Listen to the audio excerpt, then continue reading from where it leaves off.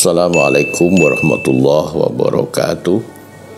Para santri di berbagai penjuru negeri tercinta, Negara Kesatuan Republik Indonesia, khususnya santri pesantren modern Al-Amanah Denwangi Sidoarjo. Santri adalah sebutan atau panggilan yang terhormat. Di dalam kata santri ada nilai-nilai kebaikan yang berbasis agama. Di dalam santri ada sejarah panjang. Sebagai pribadi juga warga bangsa, santri sebagai pribadi adalah santri yang menjunjung tinggi, orang yang menjunjung tinggi terhadap moralitas, terhadap akhlak. Dalam sejarah, santri adalah orang yang selalu ikut ambil bagian, ada di garda depan dalam ikhtiar menghiasi Indonesia, merebut kemerdekaan, menjaga kemerdekaan, dan mengisi kemerdekaan dengan pembangunan. Walaupun di dalam sejarah agak sulit kita temukan informasi yang lengkap, yang komprehensif, yang membicarakan kiprah santri baik di masa lalu maupun di masa kini. Tapi secara nurani setiap masyarakat mengakui bahwa santri adalah pribadi yang dibutuhkan. Oleh karena itu, kesuksesan, keberhasilan, dan capaian prestasi yang maksimal dari para santri itu ditunggu oleh masyarakat. Ketika negeri kita belum banyak beranjak setelah mendapatkan kemerdekaan, negeri kita masih berkutat kepada masalah-masalah lama yang seharusnya negeri kita sudah terbang, bisa mengantarkan rakyatnya menjadi sebuah rakyat yang makmur, negara yang adil, makmur. Sekarang masih berkutat kepada masalah-masalah yang paling dasar, masalah keadilan masih menjadi masalah. Keadilan seperti pedang yang tajam ke bawah tapi tumpul ke atas. Masalah pendidikan yang juga masih terus menjadi perdebatan, kemana arah pendidikan kita. Ganti menteri, ganti kurikulum yang membuat kita berjalan di depan, bahkan kalau tidak dikatakan mundur ketika orang lain justru lari menjauh dari kita. Masalah korupsi tidak pernah ada kata berhenti. Di masa pandemi seperti ini sekalipun masih ada juga pemimpin bangsa yang tega untuk korupsi. Masalah hukum juga demikian, masih belum terlihat sangat kuat supremasi hukum di negara kita. Walaupun di dalam pidato para pejabat, negara kita adalah negara hukum, tapi nyatanya hukum belum benar-benar tampil sebagai panglima di negeri kita. Politik juga demikian. Politik yang seharusnya menjadi wahana bagi munculnya pemimpin-pemimpin yang bisa mengkreasi dan mempercepat proses pembangunan, tapi justru pemimpin-pemimpin yang muncul karena kekuatan keuangan, bukan kualitas pribadi dan intelektualnya. Ini semua masalah yang walaupun tidak dibicarakan oleh masyarakat, tapi semua masyarakat merasakannya, dan masyarakat sedang menunggu bagaimana kalian berhasil dan di kemudian menjadi generasi yang akan mewujudkan impian masyarakat itu. Para santri, sebelum saya teruskan vlog ini, jangan lupa like, subscribe, dan share ke media sosial yang lain agar kami termotivasi untuk membuat vlog-vlog baru, podcast yang lebih baik, yang lebih informatif. Bagi kalian yang sudah subscribe, saya sampaikan terima kasih sungguh. Moga-moga vlog yang mampir di pintu gawai kalian menjadi vlog yang menimbulkan renungan bagaimana seharusnya kita menjalani hidup ini. Karena hidup kita pasti tidak lama, tapi yang tidak lama ini akan sangat menentukan bagaimana kita menjalani hidup selanjutnya ketika kita ada di alam barzah, ketika kita ada di alam akhirat, ketika amal kita menentukan juga dengan rahmat Allah, apakah kita dengan pantas untuk di surga atau sebaliknya di neraka. Para santri, cita-cita, harapan itu mensyaratkan satu, yaitu kesungguhan.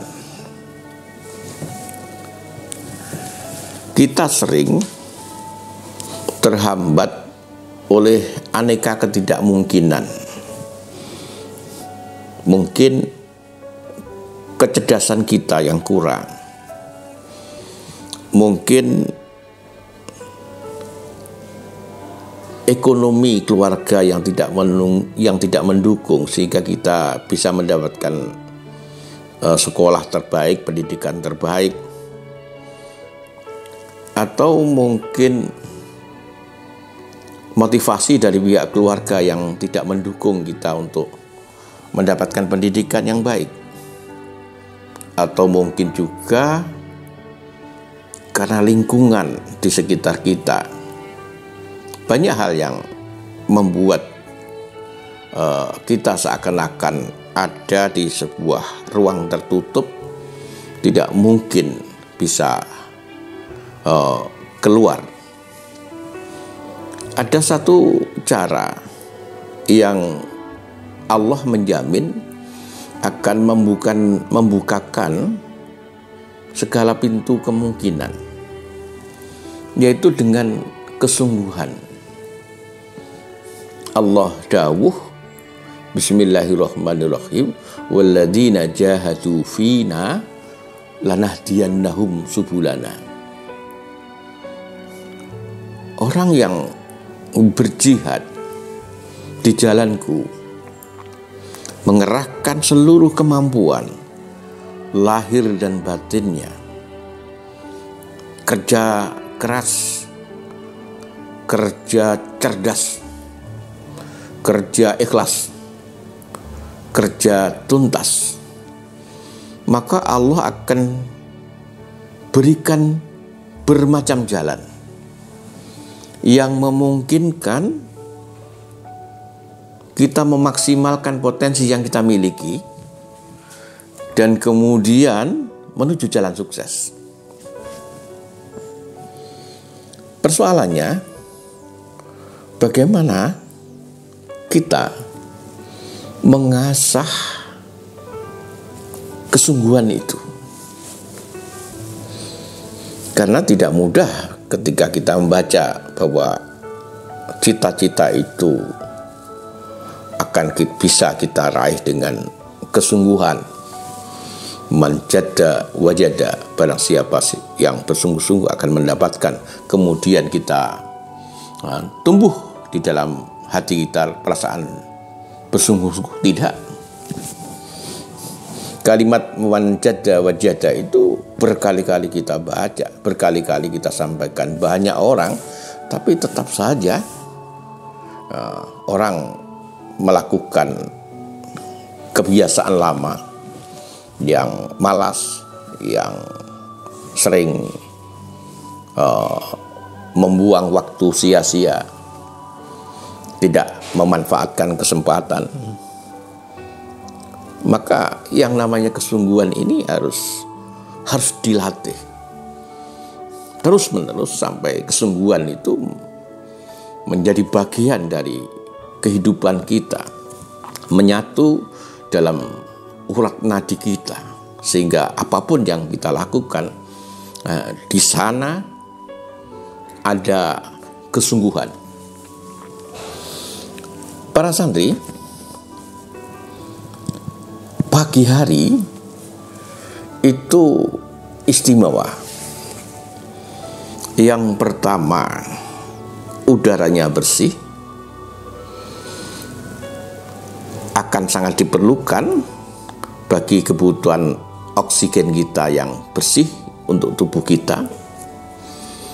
Yang kedua, suasananya juga suasana yang relatif baik, karena kita baru bangun tidur, selesai istirahat, pikiran dalam keadaan sangat fresh.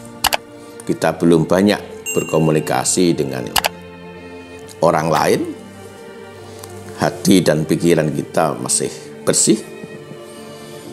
Tapi subuh juga sering menjadi waktu bagi kita untuk tidur, sehingga kadang-kadang kita lupa sholat fajar, lupa jamaah subuh, lupa memanfaatkan waktu setelah subuh sebelum terbit matahari. Padahal kita tahu keutamaan sholat fajar itu lebih baik ketimbang dunia dan segala isinya. Rakaatani qabla subhi khairun minad dunya wa ma fiha. 2 rakaat sebelum subuh itu nilainya lebih baik ketimbang dunia dan segala isinya. Jamaah subuh juga demikian. Man shalla subha fa ka'annama shalla laila kullah. Barang siapa yang sholat subuh berjamaah seakan-akan sholat sepanjang malam. Dan lebih hebat lagi, sholat fajar dan sholat subuh itu ada melatih bagi kita untuk bersungguh-sungguh, karena pada saat itu kita harus berjuang untuk bisa memastikan bangun, kemudian berwudu, kemudian segera mengambil pakaian yang baik untuk melakukan aktivitas sholat. Dan setelah subuh, sebelum terbit matahari, ini waktu yang sangat istimewa. Di dalam Al-Quran, Allah merintahkan agar kita banyak melakukan zikir, tasbih, sebelum matahari terbit dan sebelum matahari terbenam. Para santri, Abu Hamid Muhammad bin Muhammad Al-Ghazali At-Tusi memberikan penjelasan terhadap ini apa yang harus kita lakukan setelah subuh, sebelum terbit fajar, sebelum terbit matahari. Yang pertama, kata beliau, kita harus membiasakan untuk berdoa. Doa itu melatih kita untuk menyempurnakan keyakinan, karena doa itu kepada Allah, dan doa itu mensyaratkan agar kita yakin. Ud'ullah wa antum muqinuna bil ijabah. Berdoalah kepada Allah dalam keadaan kalian yakin untuk dikabulkan. Banyak berdoa. Kita memiliki cita-cita, kita memiliki rencana, kita memiliki misi untuk diri kita, keluarga kita, anak-anak kita. Ikhtiar pertama adalah doa, baru yang lainnya. Idza azamta fatawakkal 'ala Allah. Ketika kamu punya cita-cita, punya tekad, punya rencana, fatawakkal, maka tawakallah kepada Allah dengan berdoa. Yang kedua adalah dengan banyak berzikir dan membaca tasbih dan mengulang-ulang zikir dan tasbih itu, untuk bisa memastikan zikir dan tasbih, mengingat Allah dan mensucikan Allah itu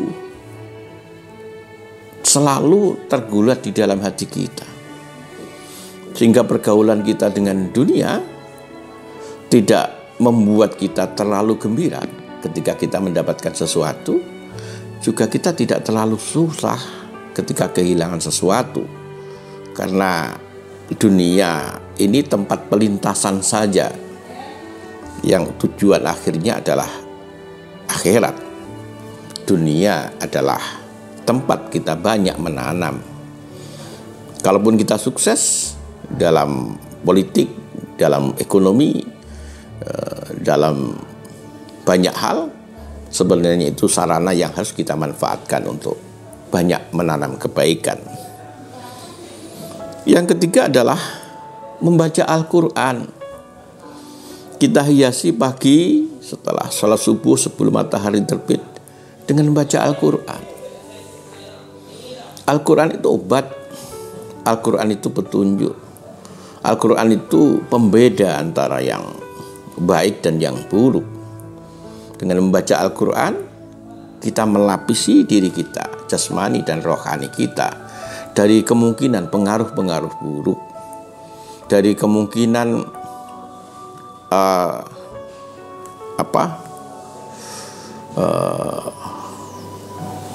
pengaruh-pengaruh yang tidak baik, debu-debu yang berterbangan di sekitar kita, baik debu dalam arti paling nyata yaitu debu tanah, atau debu-debu pengaruh negatif berupa kecintaan terhadap dunia.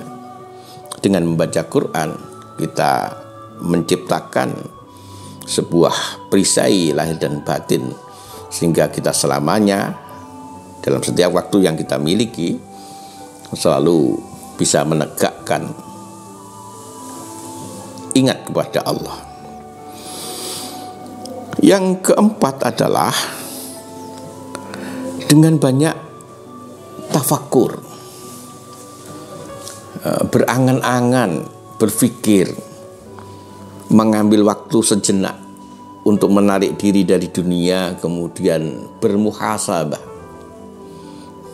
Apa yang kita muhasabahkan, apa yang kita angan-angankan, apa yang kita pikirkan. Al-Ghazali mengajarkan kepada kita, yaitu berpikir tentang dosa dan salah kita. Dosa dan salah ini tidak hanya berakibat nanti di akhirat.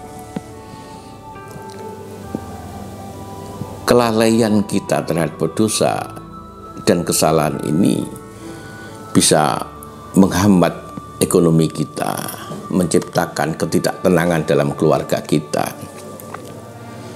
membuntu perjalanan cita-cita kita. Maka ini harus terus kita ingat, jangan sampai kita melakukan dosa terus-menerus tanpa kita sadari. Yang kedua, kata Al-Ghazali, tafakur dalam hal apa? Dalam hal betapa kita lalai untuk mengabdikan kepada Tuhan kita. Padahal kontrak kita, inna sholati wa nusuki wa mahyaya wa mamati lillahi rabbil alamin. Salat kita, ibadah kita, mati dan hidup kita untuk Allah. Tapi dalam praktek sehari-hari, kita sedang banyak melakukan sesuatu, banyak hal kita kerjakan atas nama keinginan kita, atas nama nafsu kita, tidak atas nama Allah Subhanahu wa ta'ala. Bahkan kadang-kadang sholat kita, puasa kita, bangun malam kita, sedekah dan jariah kita, kadang-kadang kita pakai untuk kepentingan kita, tidak benar-benar kita persembahkan dengan tulus kepada Allah Subhanahu wa ta'ala. Selanjutnya Al-Ghazali mengajarkan tafakur apa? Yaitu tentang kelalaian kita, beratnya siksa Allah nanti, baik di alam kubur maupun di akhirat nanti. Ketika orang itu baik, kubur akan menyambut dengan kebahagiaan. Ketika alam kubur menyambut dengan kebahagiaan, maka kubur itu akan meluas seluas pandangan kita.